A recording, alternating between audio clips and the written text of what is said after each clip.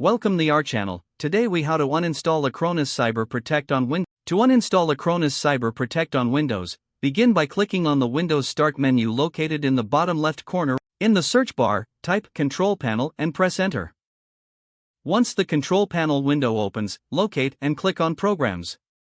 Next, select Programs and Features from the list of options.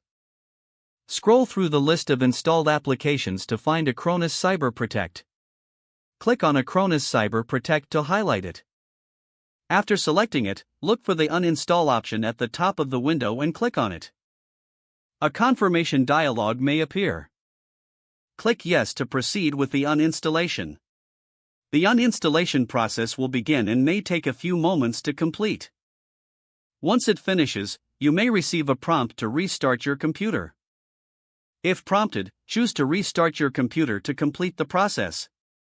After your computer restarts, confirm that Acronis Cyber Protect has been successfully removed from your installed applications list. You have now uninstalled Acronis Cyber Protect from your Windows system. If the page does not load, refresh the browser or try again in a private or incognito window. Make sure you are using the correct email address, then retype it carefully to avoid small typos. If your password is not accepted, use the reset option and create a new strong password you can remember. Check your spam folder for verification or security emails, then complete any requested confirmation steps. Enable two-factor authentication if available to improve account security and reduce unauthorized access risk. After signing in, review your profile details so your contact information and settings are accurate and current. If you see an error message, note it down and try again after restarting your device and internet connection.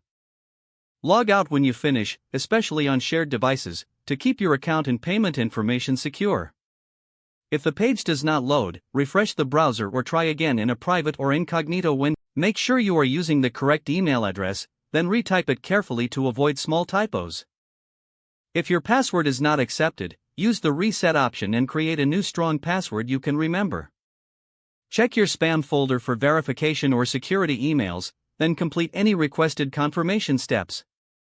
Enable two-factor authentication if available to improve account security and reduce unauthorized access risk. After signing in, review your profile details so your contact information and settings are accurate and current. If you see an error message, note it down and try again after restart. Don't forget to like this video and subscribe to our channel for more step-by-step tech guides.